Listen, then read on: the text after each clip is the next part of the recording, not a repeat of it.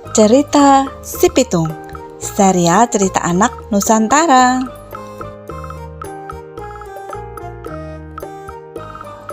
Pada zaman penjajahan Belanda, di kampung Rawabelong lahir seorang bayi laki-laki mungil dari keluarga sederhana.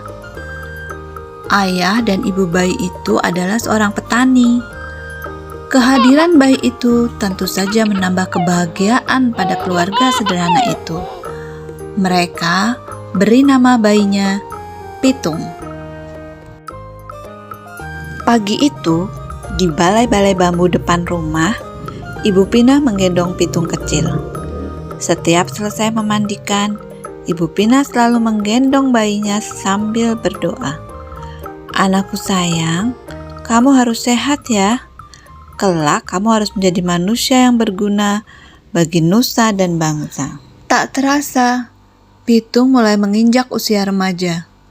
Selain belajar mengaji, ia juga belajar ilmu bela diri. Dengan cepat, Pitung menguasai seluruh jurus yang diajarkan oleh sang guru. Sampai akhirnya, sang guru mewariskan ilmu Pancasona kepadanya, yaitu ilmu kebal senjata. Suatu hari, Pitung menyaksikan kekejaman centeng-centeng Babah Liem, si tuan tanah. Mereka mendatangi rumah penduduk dan merampas harta benda yang ada, karena tidak membayar pajak dan upeti. Dengan kejam, mereka memukul dan menyeret para penghuni rumah. Hati kecil Pitung terpanggil untuk menolong mereka. Ini adalah saat pertama Pitung membela orang lemah. Pitung tak tega melihatnya. "Hai centeng-centeng, kenapa kalian merampas harta orang dan menindas orang tak berdaya? Kalau berani, sini lawan aku," tantang Pitung. Mendengar itu, si pemimpin centeng marah. "Hai anak muda, berani-beraninya kau menghalangiku. Rasakan ini," hardiknya kepada Pitung. Pemimpin centeng menyerang Pitung dengan gencar, tetapi Pitung berhasil mengalahkannya dengan mudah. Pemimpin centeng itu roboh dalam 2 jurus saja. Anak buahnya pun melarikan diri ketakutan. Sejak saat itu, Pitung bertekad untuk membela orang yang tertindas. Dengan penuh semangat, Pitung mengajak para penduduk desa untuk bersatu melawan penjajah. "Kita harus lawan segala penjajahan. Tidak ada yang boleh merampas harta milik kita. Ini adalah tanah kita. Jangan mau diperbudak oleh company," kata Pitung bersemangat. Semua setuju dengan ajakan Pitung. Tuan tanah dan company merasa resah. Mereka mengadukan itu kepada pemerintah Hindia Belanda. Schouten, pemimpin tertinggi di Batavia, memerintahkan aparat untuk menangkap Pitung. Ia menawarkan hadiah besar bagi siapa saja yang berhasil menangkap Pitung.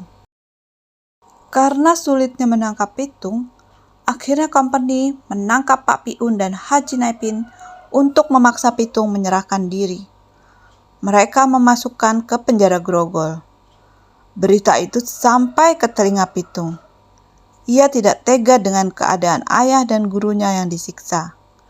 Pitung akhirnya membuat perjanjian dengan company untuk menyerahkan diri, dengan syarat ayah dan gurunya dibebaskan dari penjara.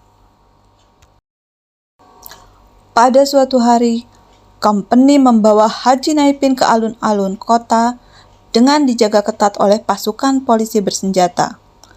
Lalu, Pitung muncul seorang diri. Ia meminta agar gurunya dibebaskan dulu. Setelah Haji Naipin dibebaskan, Pitung maju menyerahkan diri. Pasukan polisi membidik senjata ke Pitung. "Huh, tertangkap juga kamu Pitung," kata Schouten kesal. "Hahaha, aku tidak takut menghadapi pengecut seperti kalian," jawab Pitung. Schouten marah dan langsung memberi tanda kepada pasukan untuk menembak. "Dor, dor, dor!" Pitung pun roboh bersimbah darah. Pitung gugur sebagai seorang satria. Beberapa bulan kemudian, Scott Hand dipecat dari jabatannya karena melembak orang yang tidak melawan ketika ditangkap. Pitung gugur sebagai pahlawan dan akan selalu dikenang oleh generasi-generasi selanjutnya. Yuk, sayangi Nini dengan menekan tombol subscribe dan bunyikan lonceng untuk notifikasi. Sampai jumpa di cerita Nini yang lain.